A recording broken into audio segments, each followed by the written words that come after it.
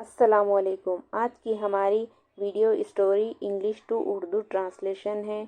इस स्टोरी के ज़रिए आपको बहुत कुछ सीखने को मिलेगा।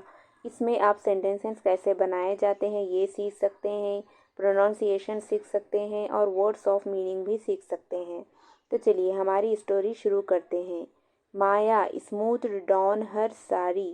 देखिए माया ने उसकी साड़ी को हमवार किया। माया जो कि क्या है, एक नेम है।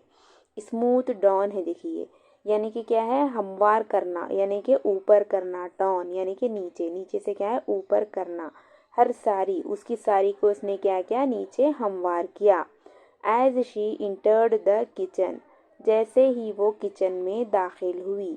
देखिए एज मीन्स जैसे, शी मीन्स माया यानी कि लड़की को हम शी कहते हैं।